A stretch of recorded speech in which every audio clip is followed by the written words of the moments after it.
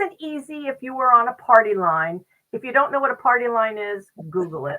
Um, and now there's probably hundreds of ways that we can communicate. Hi, I'm Christine Rothdeutsch. And I'm Barbara Menino. And on this episode of Soapbox Wisdom, we're talking about all the different ways that we as business owners can communicate, but also at how people are communicating with us. But before we dive into that, I want to remind you to like and share this episode of Soapbox Wisdom with your community. So, Barbara, this topic is one that I chose, and it's for many reasons. I mean, okay, so I'm a tech person. I get these things, but I think our audience needs to hear what we're going to be talking about. Now, I have a bunch of notes on this, so hopefully we'll get through all of it. But but the technology, when all of this has been developed, it really was to make communication swift and easy. And I have to wonder how much of our audience believes that. Well, I guess that depends when you talk technology on how technology savvy people are. I would add another word to that, swift and easy. And that talks about the user, the one who's originating a communication, but also on the end of the receiver, I want to include the words personal, human, as a customer or a person in your organization. I matter to you. I come first because maybe you're choosing a communication platform or modality that is really my preference and then is easier for me to receive. Well, it starts with the user end now, Barbara. So it has to Right? be easy for the user. And I get that. We tend to want to use what works for us the best. But I can't tell you how many times I've received communication in some form. I see it on my phone and I don't respond right away. And then I sit down at my computer and I'm like, where did I see that message? Was that an email? Was it a text? And I've lost time looking for what I had seen on my phone. Has that ever happened to you? Many a time I saw something someplace and then my mind can't quite place where that someplace was. Yeah. Absolutely. So I guess the first lesson here is respond right away, or make a note somewhere of come back to this application to respond, because there are so many different ways that we can communicate. So it starts with the phone. So you can make a phone call, you can do a text message. If you're making a phone call, then you got the voicemail. So that's three things right there with your phone. You got the social media messaging apps. With Facebook, it's instant message. With LinkedIn, there's messaging. Now, with Facebook, the instant messaging comes right through. And if you have that app on your phone, you're going to see that. Some people don't have that. But then with LinkedIn, and I was discussing this with a client one time, explaining that when you leave a message in LinkedIn, yes, it goes to an email, but like there's no alert somewhere, and it's not as easy to find on LinkedIn, those messages. um, and then there's the group stuff. Oh my God, the applications for group stuff. If you're working with somebody, or just in a coaching, because some people use Slack, some people use Telegram. I was talking about that earlier. I'm talking fast, Barbara, because there are just so many applications. It's like, what do we do? Now, I'm one. I things. And again, I have Slack on my phone, which I do use because of a program I'm in, and I do find it handy to use on my computer and on my phone. I got into Marco Polo the other year because of a program I'm in. Haven't used it since. Telegram, oh, that's been there a couple of years. It's still on my phone. because I attended a 3-day event and they're like, and you have to have Telegram because we're going to be communicating with you. This is this is tiring. It's like all these different applications, but let's discuss from the sender point of view. Let's start there. Of we as the sender of communications, what we need to think about in how we choose to communicate. What are your preferences, Barbara, as a sender? What do you tend to? That's very interesting because I used to prefer email. And now I'm talking about technology applications or platforms. So I used to prefer email. But as I've been receiving more and more texts, I would say over the last year, with people communicating business information, asking me to do something, asking me to attend a meeting, etc., I have come to really enjoy text. It is quick and easy to pick up on your phone, and I can also pick it up on my computer. Um, it's easy for a response, and I'm very comfortable with that. I've used Marco Polo. That's an intriguing one because it can be group, it can be one-to-one. Again, it's very instant, so quick and easy, the two words you said at the top of it. Mm-hmm. And for some reason, when I get a text, I feel it's mine, that a person has written to me, them to me. And it's very nice. I like that feel. Yes, and yes, it is to you. However, I am aware of there are technologies that you can do mass text messaging and make it look personal, just like email. I Um, know. but However, again, perception, right? mhm, I mhm. understand that you can do mass, but it's the perception. Hmm. Well, and there too, there's different reasons to be communicating. One is starting with the one-to-one communication, saying it's, to your client that you needed to communicate or to a specific prospect. But then there is the marketing aspect where you are communicating with a group of people.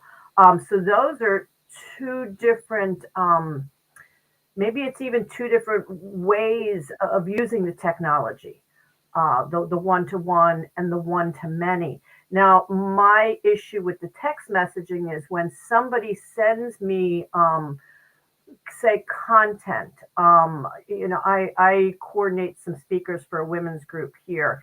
And if I'm asking for say a bio and talk information, and they send it to me in a text, and I'm sitting here on my phone saying, isn't this nice? But I got to get it over there to the website.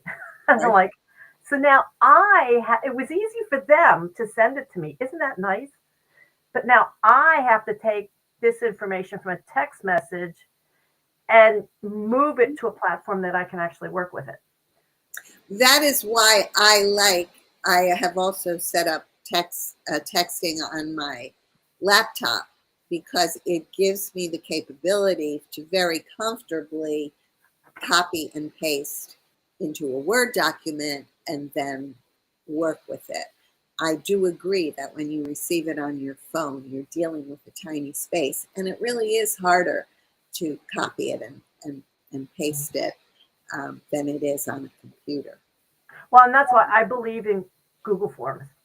So if you can create a form for people to fill in information, and that way it's easy for them and it's easy for you on the other end to receive that information. I know one time I was speaking with somebody about a podcast they were going to be launching, and they were saying about the information they would gather, and I said, well, do you have a form to submit that information? Oh, I wouldn't use. Oh, set up a form. Oh my goodness, that's just too complicated. I was like, yes, in the very beginning, it's not easy. Anything in the beginning is not easy. Let me just a sidebar here, Barbara. So recently I was talking with a client of mine who recently launched their podcast.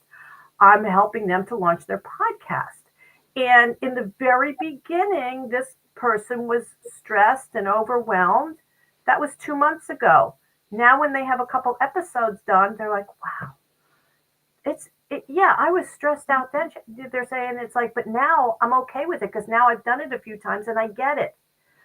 I want the audience to understand you need to work with these technologies on a regular basis or whatever it is you're doing. Everything is hard in the beginning.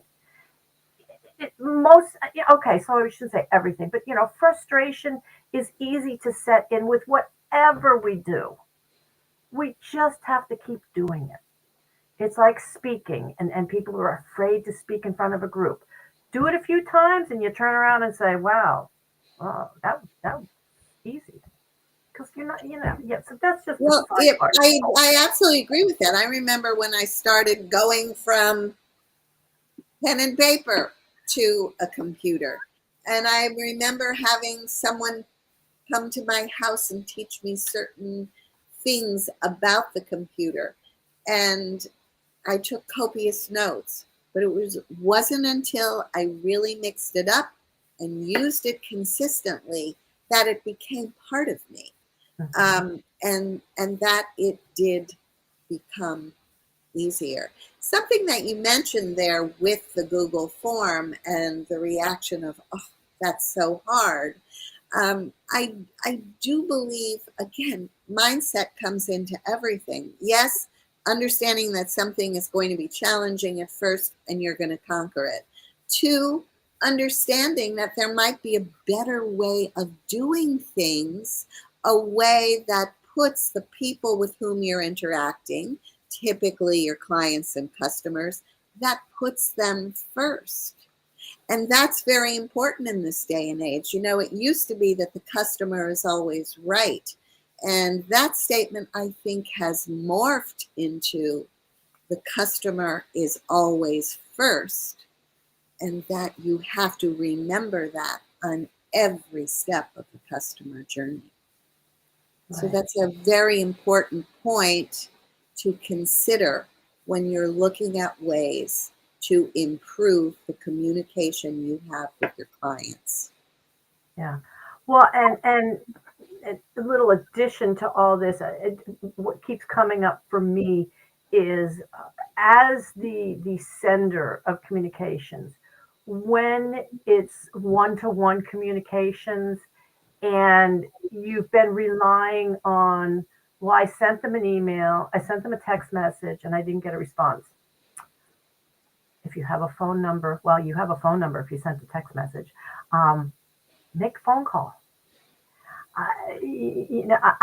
I've been guilty of this over the years. I've heard other people with kind of the same problem of, well, I sent them this, I sent them that. Did you pick up the phone? Because the phone's going to ring on the other end. Okay. And even if they don't answer, there's voicemail. They will have seen that you tried to call them. But I think we've just gotten so comfortable hiding from actually talking with people.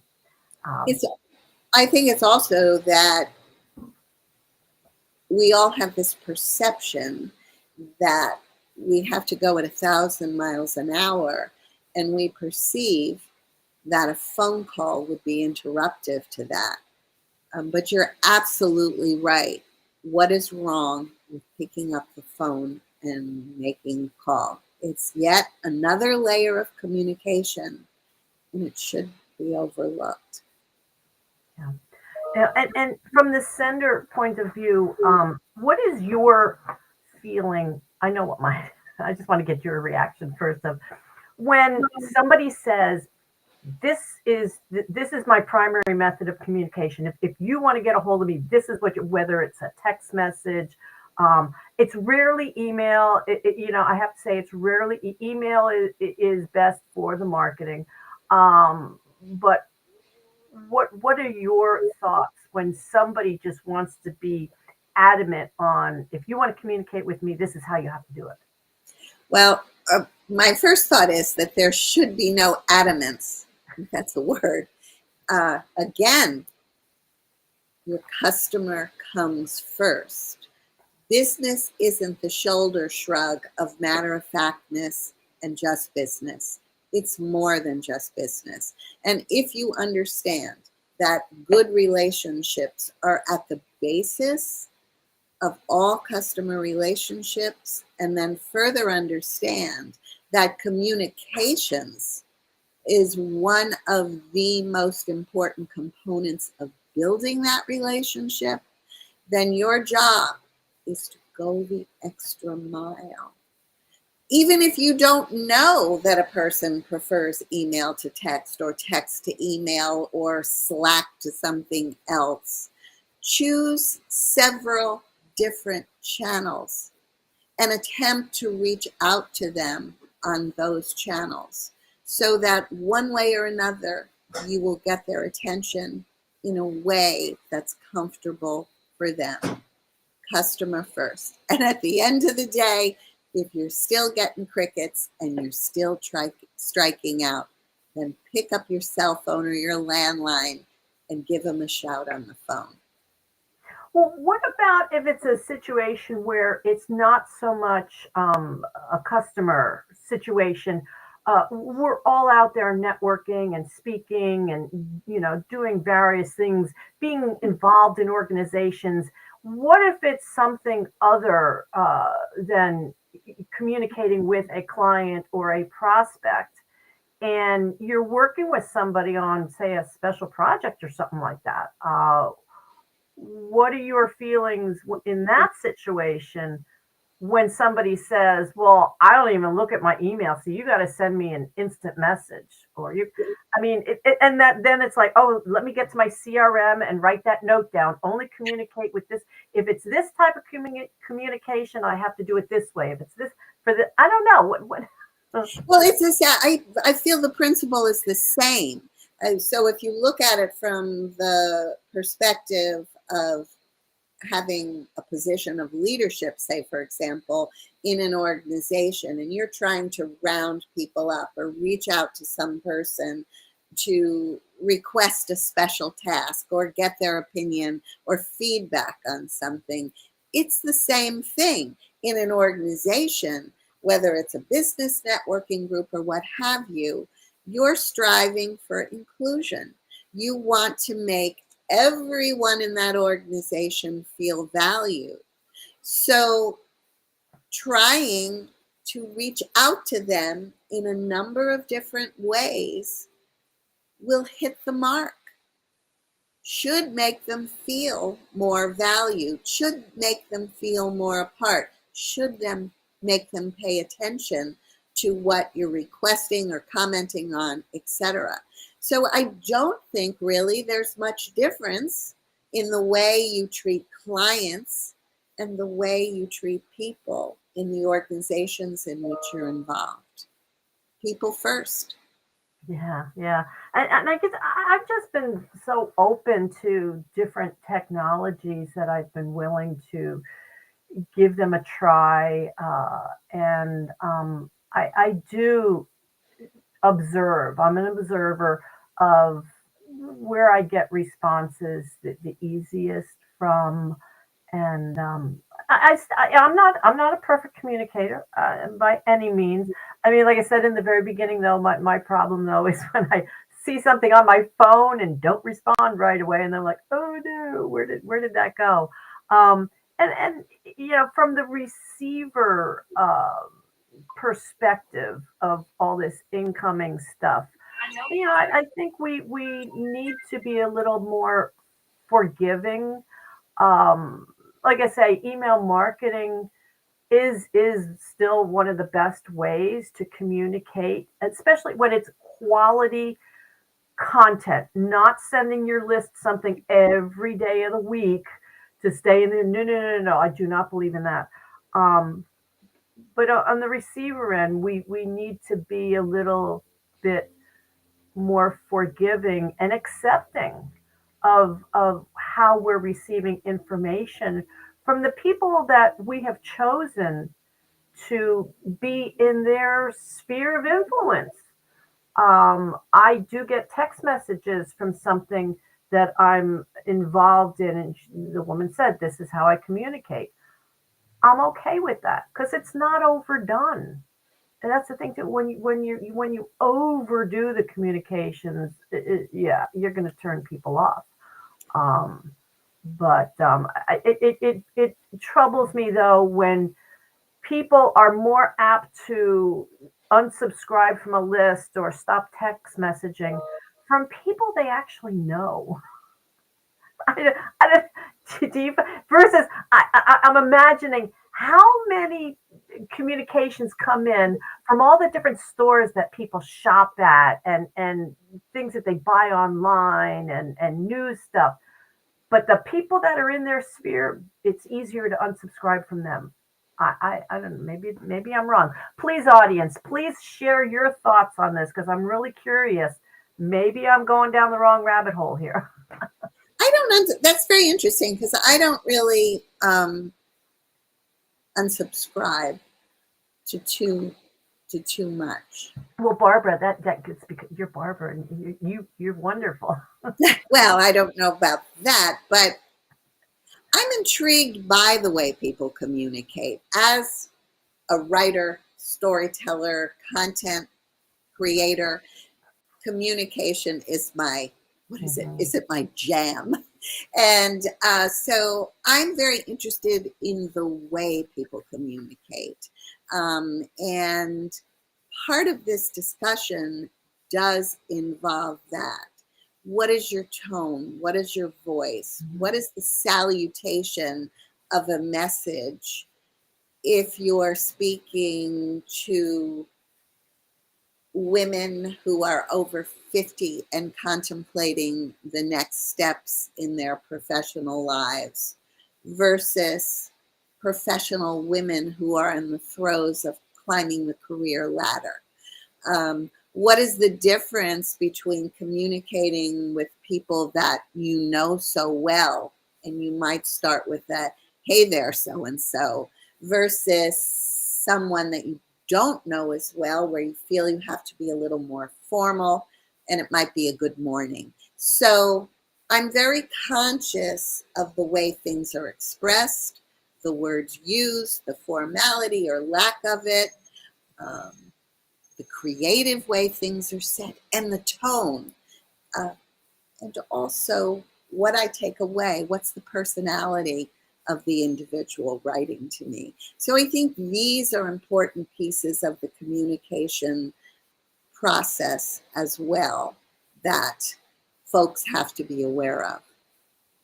Yeah, and I think all of that does depend also on what method you're using, what tech tool you are communicating with. Uh, Yes, I agree.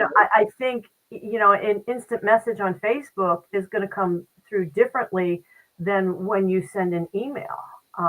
So just like the different social media platforms. Well, on this platform, this is the type of post you need, and over here, this is the type of post and content that you need. So with how what the tech tools that we're using, it depends, what it is and how we need to use it. um, but I want the audience to be a little bit more open, and yeah, we can't accept all the tools absolutely, and I think I need to remove a few from my phone, just to clean things up a bit again. Because if it's not being used, what's the point? Years ago, this used to bug me on the good old iPhone, where I would get an email from someone and it would say, I don't know, "Please excuse spelling errors because I'm using my phone."